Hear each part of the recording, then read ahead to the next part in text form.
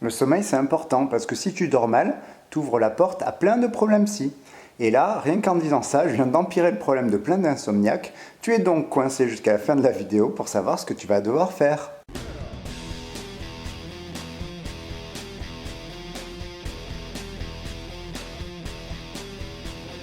Ok, bon, avant tout, on va déjà expliquer quelques petites choses sur le sommeil. Donc le sommeil, à quoi ça sert ? Sa fonction principale, c'est la récupération physique et mentale de ton organisme. Et comme un muscle qui ne se repose pas augmente les chances de péter, le fait de ne pas avoir un sommeil récupérateur occasionne des difficultés grandissantes. Et le manque de sommeil, on voit que c'est un facteur important dans les troubles mentaux. Un premier point important pour le sommeil, c'est déjà de savoir que tu es soumis à des hormones qui vont décider quand tu peux t'endormir ou pas. Chaque personne a des phases d'endormissement qui arrivent à des heures différentes, synchronisées sur le jour et la nuit.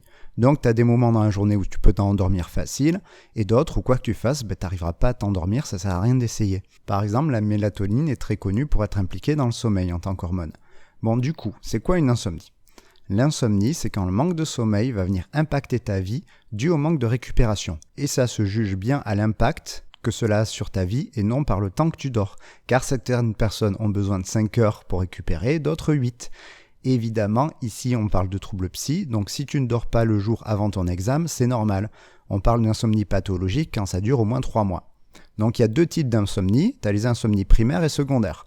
Les insomnies primaires, c'est celle dont on va parler aujourd'hui, où les gens sont juste insomniaques, comme ça, pouf, juste l'insomnie. Et il y a l'insomnie secondaire, c'est quand l'insomnie est une conséquence d'un autre trouble, quel qu'il soit. Par exemple, les problèmes de sommeil sont fréquents dans les troubles anxieux. Si tu as un stress post-traumatique, que ton esprit est en mode attention au danger, t'es pas prêt de dormir. Il y a aussi plein de troubles qui peuvent créer des insomnies. Il y a par exemple ce qu'on appelle le décalage de phase, c'est quand tout d'un coup, ton cerveau qui s'organisait pour que tu dormes à 23h se décale pour s'endormir vers 2h du mat. C'est assez fréquent chez les ados. Il y a des phénomènes aussi plus rares comme les cerveaux qui n'arrivent plus à traiter correctement la lumière du jour au jour et se détractent sur l'endormissement. Apparemment, ça arrive pas mal chez les aveugles justement parce qu'ils n'ont pas accès à la luminosité naturelle de notre beau et magnifique petit soleil. Bref, les insomnies secondaires, on va pas en parler aujourd'hui car ça nécessiterait de parler de tous les problèmes qui touchent notre sommeil et il y en a un bon paquet. Donc, on va se lancer sur le sujet de l'insomnie primaire. Et là, le truc le plus important à retenir, c'est que l'insomnie, c'est pas un problème de sommeil. C'est un problème, en fait, d'hyper-éveil. En gros, le problème des insomniaques, c'est que leur cerveau est en état d'excitation bien trop grande pour s'endormir. L'important pour le sommeil, c'est que tu te sens détendu. Le sentiment de détente qui va te permettre de glisser dans tes rêves. Sous pression, tu t'endors pas. Dans les insomnies secondaires, on trouve très vite la source d'excitation. Dans les troubles anxieux, par exemple, c'est évident que quand ton cerveau flippe, qu'il essaie d'éviter un danger, il va te mettre en état de vigilance, qui va faire que tu vas penser en boucle au danger sans dormir. Si tu t'es fait larguer, ton cerveau il va passer toute sa nuit à voir ton organisation de vie pour apprendre à vivre sans ton amoureux chéri. Il aura d'autres choses à foutre que de dormir. Il y a toute une vie à réorganiser. Ce qui fait que la plupart des insomnies pures, elles démarrent d'abord par une insomnie secondaire. Le problème est que l'insomnie reste malgré la résolution du problème initial. Par exemple, tu as une période importante de stress au boulot qui s'est calmée, mais tu continues à dormir mal, ou alors tu as 6 mois de fin d'études compliquées où tu bûchais à fond et là tu n'arrives plus à dormir malgré ton diplôme. On va donc voir pourquoi une personne qui a tout pour dormir tranquille, apaisée, sans souci, actuellement n'arrive plus à dormir. Donc il y a deux facteurs qui vont être essentiels pour expliquer les insomnies primaires. Le premier, c'est le conditionnement de ton cerveau entre lit et état d'éveil. Ça a l'air complètement con, mais oui, on peut apprendre à s'endormir dans certains endroits et pas d'autres. Et à force de rester dans le lit à regarder le plafond ou à penser à ta journée, ton cerveau il associe progressivement le lit avec « je réfléchis » et du coup, plus tu restes dans ton lit à réfléchir, plus ton cerveau associe le lit à la réflexion et moins tu dors. Un peu comme si tu te programmais progressivement à pas dormir dans ta chambre. Le deuxième facteur qui va jouer dans les insomnies primaires, ça va être l'anxiété de performance et l'anticipation des problèmes liés au sommeil. Imagine, tu es dans ton lit, tu vois qu'il est 2h du mat, tu peux avoir plusieurs réactions. Tu peux dire « Poula, c'est quand même bien d'être dans son lit, c'est tout doux, c'est magnifique ». Et là, tu as peu de chances de finir insomniaque parce que tu es détendu, tu vas finir par t'endormir. Et le lendemain, tu t'endormiras tranquillement. Tu peux aussi commencer à t'énerver et te dire que c'est chiant et que ça te saoule et que la colère, le problème, c'est que c'est pas très détendant. Donc plus tu t'énerves, moins tu dors, et plus tu t'énerves, et moins tu dors, et plus tu t'énerves, et moins tu dors. Ou alors tu peux partir en trip anxieux, en te disant « Ah putain, comment je vais gérer mon chef demain en étant décalqué ?» Et là tu stresses, donc tu dors moins, et tu stresses encore plus, et tu dors moins, et tu stresses encore plus, et tu dors moins. Donc le problème des insomniaques, c'est qu'ils supportent pas de l'être. Et du coup, ils peuvent se mettre en sale état et dormir encore moins. Et là, en mixant les deux facteurs, tu arrives au cercle de la mort qui tue.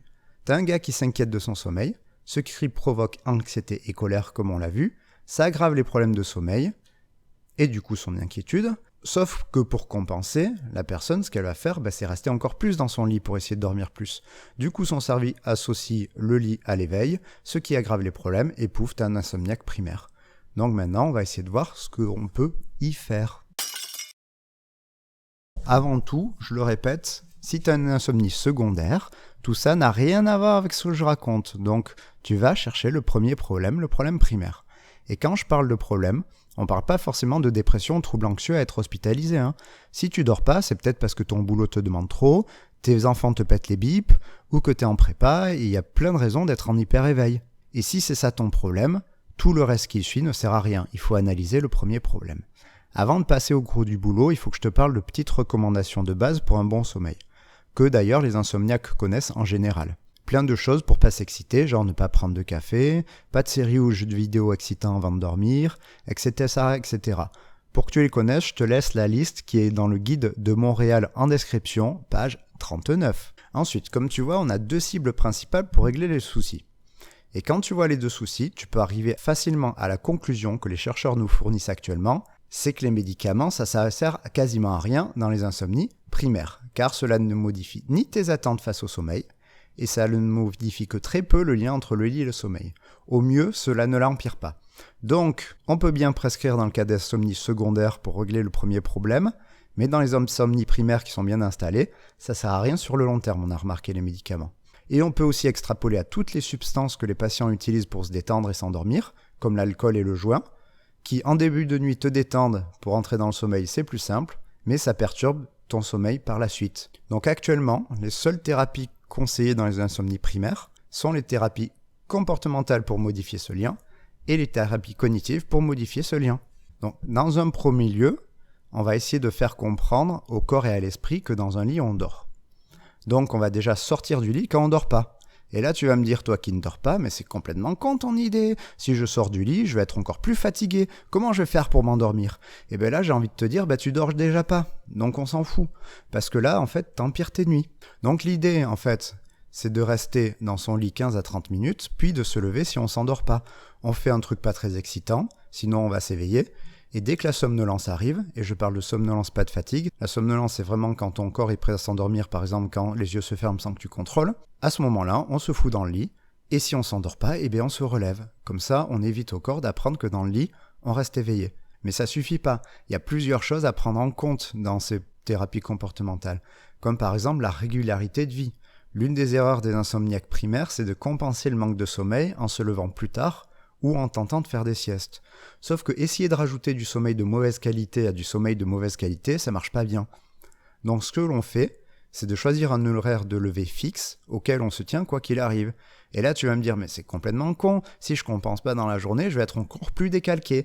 Et là je te dirais oui, tu vas être plus décalqué, mais c'est le but. Car si on impose un lever fixe et sans sieste, lorsque tu liras l'annuaire à 2h du mat comme prévu dans la thérapie, la somnolence, elle kickera plus vite et l'endormissement sera plus fort dans le lit. Ce qui permettra un sommeil de meilleure qualité dans ton lit et une meilleure association entre le lit et le sommeil de qualité. Donc le but c'est de se fatiguer à court terme pour un meilleur sommeil plus tard. Et progressivement, le but de la thérapie, c'est d'apprendre à connaître ses rythmes, savoir quand se coucher, avoir une bonne hygiène de sommeil et progressivement passer de 4 heures de sommeil par nuit en grappillant des quarts d'heure au fil des semaines. Ce qui est souvent fait par un petit agenda qui nous permet de vérifier quand on se couche si on respecte bien l'hygiène de sommeil et de grappiller progressivement le sommeil qui nous manque. Et là, il nous reste le deuxième point où il va falloir dédramatiser l'insomnie pour justement ne pas la créer.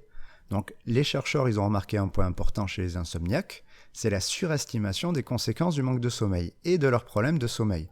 D'où le fait que je dise qu'en début de vidéo, mes paroles vont affoler les insomniaques. Sauf que si les insomnies augmentent les probabilités de mauvaise santé, ce n'est pas quelques semaines d'insomnie qui vont te flinguer la vie. Par contre, croire que l'insomnie va te détruire toi et ton fonctionnement entraîne des émotions qui vont te mettre en éveil et empirer les insomnies. Donc toute une partie du travail psychothérapeutique, ça va être de calmer la personne sur l'insomnie, lui faire voir qu'elle vit avec sans conséquences catastrophiques depuis des mois voire des années, ce qui est plus ou moins difficile selon la personnalité du patient évidemment. Et c'est là où en fait c'est important la psychoéducation sur le sommeil et de savoir comment le sommeil fonctionne pour que le patient il comprenne les enjeux et comprenne bien que quand on lui demande de ne pas se mettre au lit à 10 heures parce qu'il va pas s'endormir, c'est pas pour faire chier, mais c'est pour détruire l'association lit-éveil. Donc si on résume pour les insomnies, vraiment, l'insomnie elle arrive parce que tu es en état d'éveil trop important. Tu n'arrives pas à te détendre. Ça peut être dû à un autre problème, comme ça peut être dû au fait que tu aies appris que dans ton lit il ne faut pas dormir.